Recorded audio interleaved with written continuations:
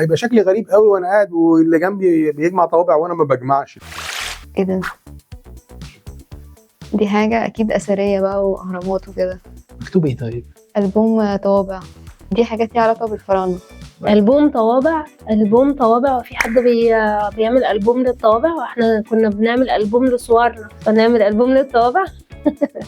ايه علاقتها بالفراعنه؟ مثلا هو بيبرنت حاجات مثلا بتبقى موجودة، أبو الهول مثلا، الأهرامات بيحطوها كده عشان الناس تشوف صورها يعني. مش عارفة ليه ممكن حد يعمل ألبوم للطوابع يعني. من ضمن الهوايات المهمه جدا، انا بالنسبه لي انا كانت حاجه غريبه شويه، مش عارف استوعبها لحد دلوقتي. عندنا علشان لازم يبقى عندنا، لان هيبقى شكلي غريب قوي وانا قاعد واللي جنبي بيجمع طوابع وانا ما بجمعش. ما تجمعش طوابع.